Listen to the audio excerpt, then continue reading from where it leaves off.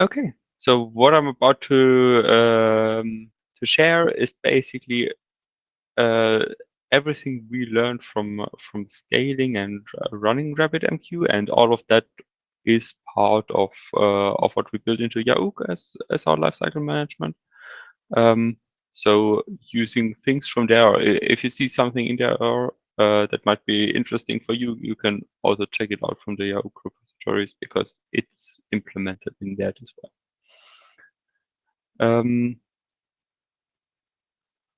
What I want to cover quickly is to take a look at RabbitMQ and the queues it has to ensure that RabbitMQ itself survives. I don't want to take a close look at Oslo messaging and that OpenStack works during failovers because that's an entirely different question. And I guess there's a lot of different stuff to cover there. And the following things are quite honestly in no particular order because they probably depend on each individual deployment, which is more relevant or which is less relevant. So you will need to steal stuff for yourself, what might be interesting for you or what is not interesting for you. One thing that's quite important is RabbitMQ needs to detect if a node goes down. Not only is it important to know if a node is down to actually trigger some kind of failover logic, but something quite bad can happen if the node restarts before RabbitMQ realizes it has been down. It then sometimes, not always, we didn't ever find out why, assumes the node didn't actually restart and we got to an inconsistent state from there. So we are running RabbitMQ in Kubernetes. We have some quite tuned things for startup, which will come later. So we set it down from the default of 60 seconds to 10 seconds because otherwise we saw some issues during the initial synchronization to the cluster.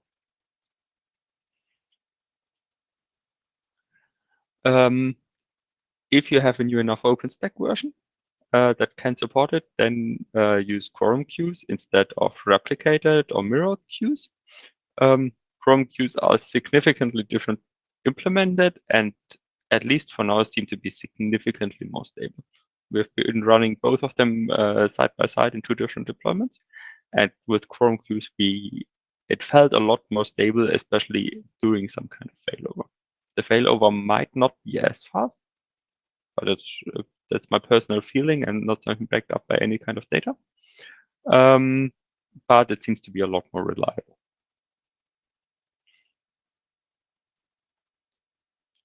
One thing that you also have is if a client connects to a RabbitMQ cluster, it connects to one of the cluster nodes. That, however, doesn't prevent the client from talking to queues that are only created on other nodes. So you have the mirrored or quorum queues that are replicated probably on all of them, depending on your cluster setup. But you also have queues that are not mirrored. For example, the fan-out queues of the OBS ML2 plugin, or reply queues that Oslo messaging is creating. These are not replicated at all. And you could do some kind of load balancing there. So if you, for example, the client connects to one node, but this one node has nearly all queues and the other nodes don't have that many, let's say, single node queues, you could say to do load balancing and then RabbitMQ internally forwards requests. We found significant issues with that, especially if there is some kind of issue with the RabbitMQ cluster itself. So if one of the nodes is down in some kind of way, RabbitMQ still might try to schedule the queue there, causing the queue connection to then actually fail. So what we found is it's the most reliable way if you put a queues where the client connects and put some load balancing in front so that the client hopefully lands on a random node and thereby distributes this load. That's not ideal, but it seems a lot more stable. What you can also do is you can drain nodes. The idea of that is this sends a signal on the one hand to the clients, so the clients can reconnect and come out at other nodes, which of course requires you to have the load balancer that's in front of that actually put this node that you are draining out of the load balancing before that. And on the other hand, queues that are in some kind high available, so be it mirror queues or quorum queues, will do some kind of failover, so that the master of this queue will be on a different node. If you just use quorum queues, then there is some RabbitMQ upgrade command that you can run that will drain the node. If you use mirror queues, the Yaook repository has some script that then also cares about these queues and does that in a not horribly slow way. If you have a few hundred of these queues, it can still take a few minutes. But that's not something that upstream RabbitMQ actually does. Basically, the replicated queues also don't do, let's say, some kind of coordinated failover. They just do a failover as if you would have thrown out one of the nodes randomly from the cluster. The benefit just is you draw this out over a longer period of time and thereby keep the cluster more stable.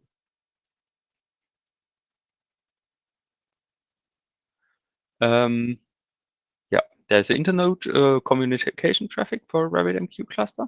And there is some TCP buffer that you can increase. And that's something that's definitely doesn't hurt. And there's also on the RabbitMQ documentation some kind of hint.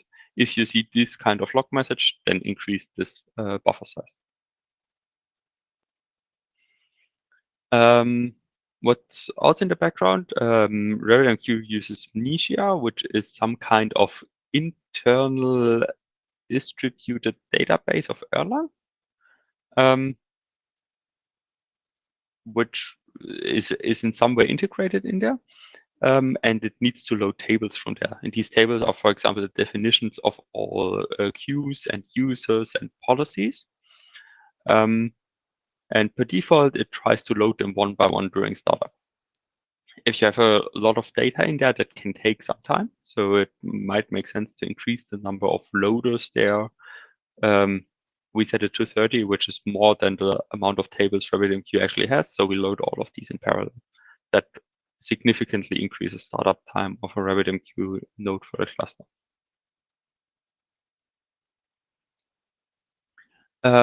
That's also something we had in the Yaook reconcile logic. We just pushed users and passwords and queue policies regularly without previously checking if they are actually different.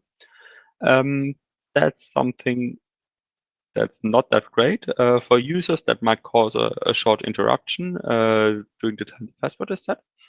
For policies, the policies are actually completely re-evaluated. So RabbitMQ takes a look at each queue that might match the policies and then implements this policy there, which might mean, for example, for a replicated queue, it stops the replication of the queue and then restarts it, which is also not that great.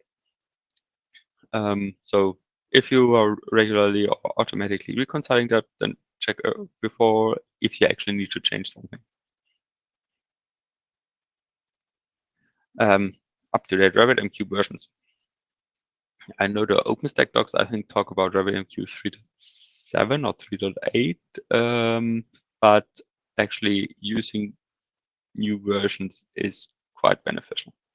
There's significant changes to that. There's also the introduction of quorum queues, which also got a lot more stable over the versions. Yeah, so as always, updates are nice. Issue we had on the start, you have basically for mirrored queues, multiple points you can configure. You have queues that can be durable or non-durable, meaning they are written to disk or not written to disk.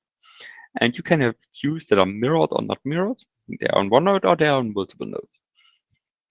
And there's an intersection between them. So this mirroring is defined on the cluster policy level for queues matching some kind of regex.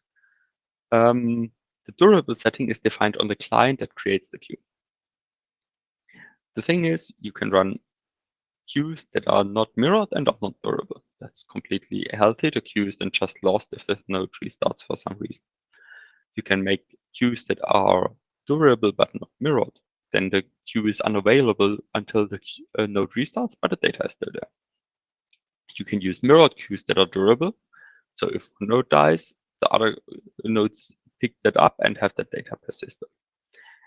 You can theoretically also come to the situation you have mirrored queues, but non-durable ones. The RabbitMQ documentation says that doesn't make any sense. Don't do it. It breaks quite randomly, so sometimes that works okay-ish, but it's definitely not how this thing is intended to be used. So if you want mirrored queues, they also need to be durable.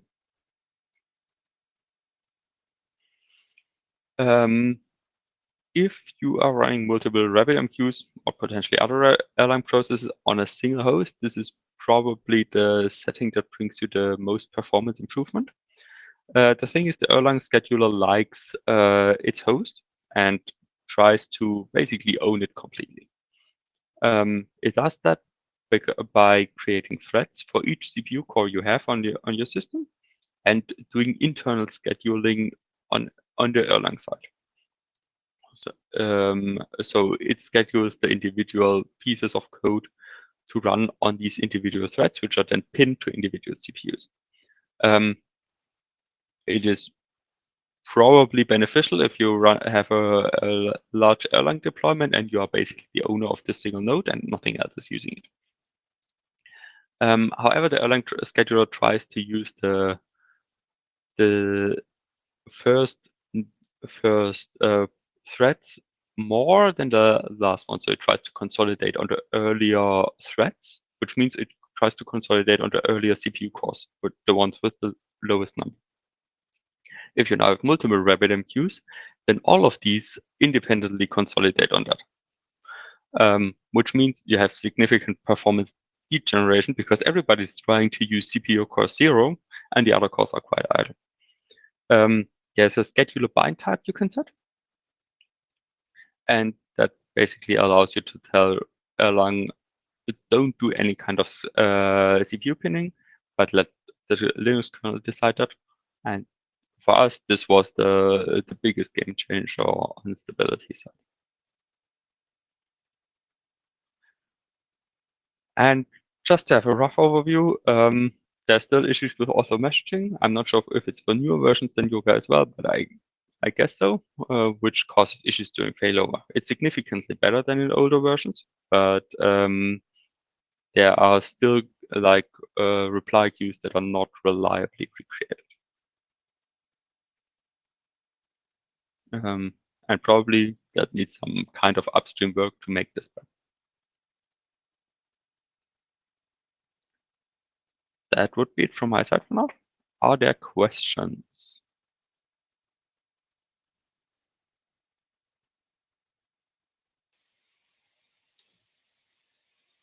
Questions, anyone? I have one. Maybe I just start while others still thinking about it. So first of all, Felix, amazing work. Looking at the various settings you found to be effective to make your RabbitMQ more stable and more performant, are there any settings where you would say those are not a generally good idea, but maybe just specific to our own environment? Because to me, it looked like all of these could be actually best practices and should be maybe default in every single OpenStack installation out there. Let's start maybe with the first one. There's that net tick time setting. That's something that works if you have some kind of reliable connection. I guess there is also a bunch of environments that might be test or fiddled together environments where it's just not applicable, and then the RabbitMQ cluster might fail because there's a 10-second connection outage. If you have a reliable cluster setup, then I don't see an issue with that, and I would always set up, but I would guess it's not necessarily applicable to everybody. Otherwise, I would say most of these are probably safe. Maybe they are not ideal for everybody. For example, this TCP buffer size is something that needs to be tuned to each environment. It's currently set to the value that we found out is the largest reasonably used one, but that That's a different question. And I think the biggest individual deployment decision is, do I have mirrored queues or am I already on quorum queues? Do I actually care about the high availability of queues, or do I just say I want it to work, but it's okay to lose queue data? Because if it's okay to lose queue data, then don't use any kind of durable queues, don't use quorum queues, then just take the outage that's during the failover of the node. But otherwise, you're quite probably more stable than if you replicate all the data. And I've seen, I had some discussions in the large scale SIG of OpenStack, also with OVH and a few other companies, and there's a quite large group of people. They say we improve the rebuilding or the short downtime of RabbitMQ, but we don't try to eliminate it because there's a bunch of other issues that we would need to fix for that. So they go not for replication, but they go for ideally quite fast failover. Some even don't have RabbitMQ clusters, but have individual nodes, and then a load balancing with active backup that fails over if one of them dies, and they just start from scratch on the new one, which is, let's say, not a solution I would take, but I think it might be a valid solution depending on your use case. I'm not sure all OpenStack services would like that.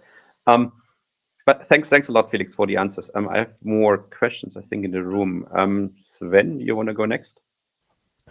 Yeah, sure. I've got a related question, I guess, even on the topic of durable queues. If I recall correctly, upstream says it should not be enabled by default because of performance concerns.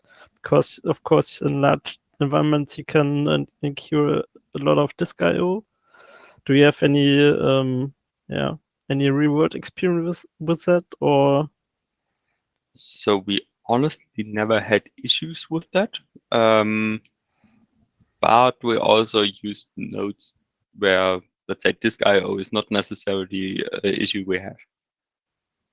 Yeah, that's an interesting hint, because that was also my feeling. If I put my durable queues on NVMe storage, that's probably not really an issue. Yeah, that should be completely fine. And I would need to check where ours are currently on. I think it's just SSDs, and even that should be quite okay. Yeah, thank you. Thank you. Very interesting talk. All right, Matthias, I think you were next. I've only addition to the topic of Oslo messaging that is ongoing, that is also found from Niels Arnold in the ROV setup. There is an issue in the Oslo messaging library, so that is ongoing and is at the moment inside of the master branch. The issue is here that the connection lost, the services lost the connection to the RabbitMQ on longer terms. There is a setting on Oslo messaging that might also help there. I'm not sure if it's optional or if it's already set per default on the newer OpenStack releases. There is some kind of very strange bug with RabbitMQ that it doesn't always tell the client, hey, I had a cluster failover, so please reconnect or do whatever you need to do if you might now be on a new node or one of the node has been lost. And there is some kind of setting or some kind of logic in Oslo messaging that forces RabbitMQ to give it this knowledge. There's some option you can set on mirrored queues that also works for all other kinds of queues, which then provides the client with this this information.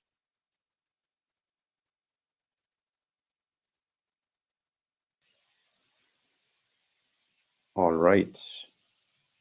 Any other questions? Well, maybe I have a last one. Is it fair to assume, Felix, and I don't see anyone from Cloud and Heat because they have their offsite, I guess, but is it fair to assume that that experience has already been pulled back into Yaook, or is that at least the ongoing process? That's in Yaook Most of that since early last year. Okay. The last changes we did were in September. That's where we found this CPU scheduling thing. Mhm. And since then, there's no new knowledge we gained from that. Okay. And Matthias, is it fair to assume that at the Color Ansible side and the OSISM side, you're currently looking at all those parameters as well? That's okay, yes. Yeah, so I mean, that's useful knowledge that should, I guess, be the default in the installations, as with maybe the few caveats that Felix mentioned when I asked whether those are generally useful. All right, any more questions? Not the case. We're also at the top of the hour. Thank you very much, Felix, for joining us. Thank you very much for that really insightful talk. That was very, very helpful. One of the things I guess you are doing already, but if you're not doing it already, you're certainly also very welcome to do it on our side, is to maybe make this knowledge also visible via a blog posting or some article or something that may be easier to find than the online recording we have created from this discussion, if that's fine with you. But we can follow up. Most of that information is, or probably everything that's generally viable, is included in the large-scale documentation of OpenStack. Okay, that's great. So I guess that's the best source of knowledge there. Perfect.